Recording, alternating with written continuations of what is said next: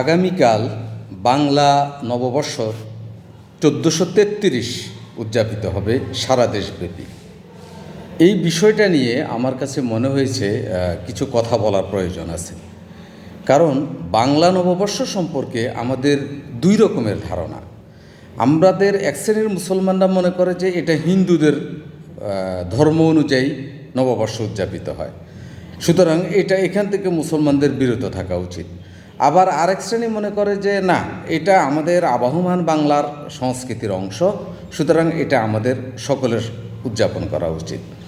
সত্যিকার অর্থে বলতে কি, বাংলা নববর্ষ, আজকের যে বাংলা নববর্ষটা, এই নববর্ষের ইতিহাসটা কিভাবে আসলো এটা আমাদের জানা দরকার।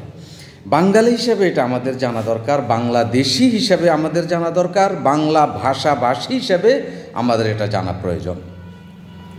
তাহলে আমরা একটু আলোচনা করি যে কিভাবে আসলে আমাদের এই পহেলা বৈশাখটা আসলো।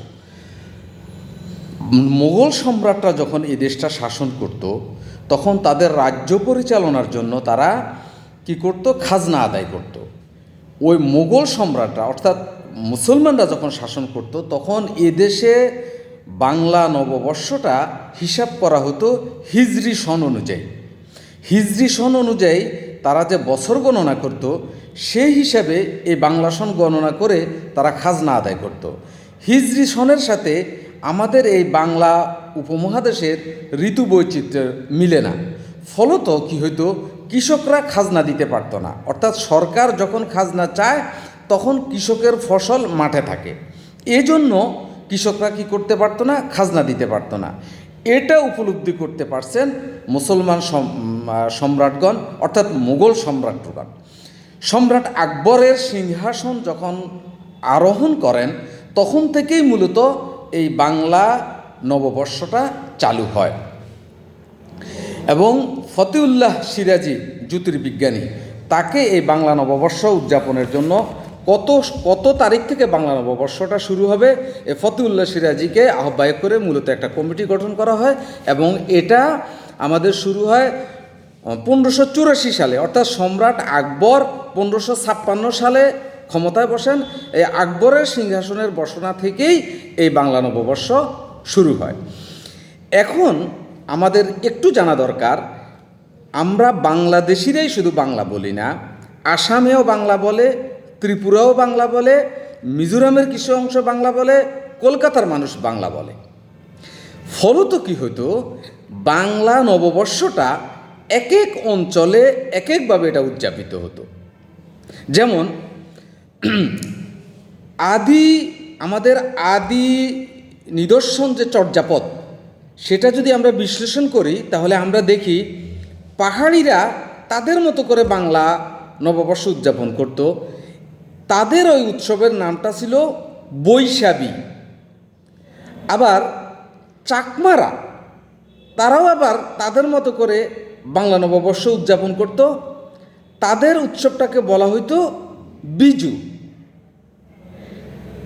মারমারা আবার তাদের মতো করে বাংলা নববর্ষ উদযাপন করত। তাদের উৎসবের নামটাকে বলা হতো সাংরাই। আর ত্রিপুরারা মানুষ, তারা যে বাংলা নববর্ষ উদযাপন করত, সেটাকে বলা হতো বৈশু। তাহলে আমরা ইতিহাস বিশ্লেষণ করলে আমরা পাই যে বাংলা ভাষাটা, বাংলা নববর্ষ উদযাপনটা আজকে যেভাবে হচ্ছে রাষ্ট্রীয়ভাবে, একটা সময় ছিল এটা রাষ্ট্রীয়ভাবে এটা উদযাপন হতো না।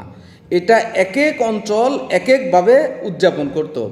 তার একটা অংশের নাম ছিল বৈশাখী, একটা অংশের নাম ছিল বিজু, একটা অংশের নাম ছিল সাংরাই, এবং একটা অংশের নাম ছিল বৈশু। কি চমকপ্রদ একটা মিল আমি আপনাকে বলে দেই কিভাবে বৈশাখটা আসলো। আমরা যদি লাইন ধরে লিখি, বৈশাখী, সাংরাই, বিজু, এই তিনটা উৎসবের প্রথম অক্ষরটা যদি নেই, বৈশাখীর বই, সাংরাইয়ের সা, আর বিজুর বি, দেখেন, আমাদের সেই হাজার বছরের প্রাচীন বাঙালির খণ্ড খণ্ড অংশগুলোর নামের প্রথম অক্ষর যদি আমরা নেই, বৈশাখীর বই, সাংরাইয়ের সি, বিজুর বি, এই তিনটা অক্ষর একসাথে করলে আবার হয়ে যায় বৈশাখী। এই বৈশাখী নামটাই শেষ অক্ষর পরিবর্তন হয়ে পরবর্তীতে বৈশাখী নাম ধারণ করছে। সুতরাং এটা কোনো হিন্দুর ধর্ম না, এটা কোনো মুসলমানের অংশ না, এটা কোনো মারমার অংশ না, এটা চাকমার অংশ না, এটা বিজুর অংশ না, এটা বাঙালির সংস্কৃতির অংশ।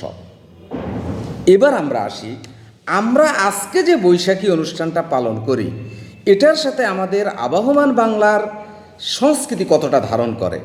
আমরা দেখি যে সেই সময় পান্তা খেয়ে তারা বৈশাখী অনুষ্ঠান উদযাপন করত।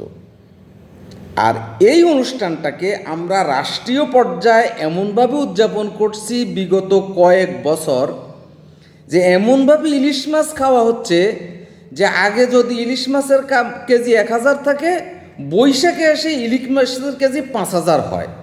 তাহলে আপনার অনুষ্ঠানটা কি আবহমান বাংলার কৃষককে ধারণ করলো? কক্ষণই না। সুতরাং আমরা যেটা করতেছি সেটা আমাদের প্রাচীন সংস্কৃতিকে বিলুপ্ত করে একটা নতুন সংস্কৃতি আমরা মনে হয় করতেছি। সুতরাং আমরা যদি আমাদের সংস্কৃতিকে ফিরিয়ে আনতে হয়, তাহলে সেই যে কৃষক পান্তা ভাত খেত কাঁচা মরিচ দিয়ে, কেন কৃষক পান্তা ভাত খেত? কারণ সারাদিন তাকে মাঠের মধ্যে লাঙ্গল দিয়ে গরু দিয়ে চাষ করতে হতো।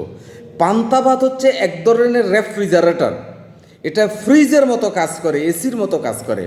পান্তা ভাত খাওয়ার পর সারাদিন তার শরীর ঠান্ডা থাকতো, অনেক পরিশ্রম করার পরেও তার শরীর ক্লান্ত হতো না।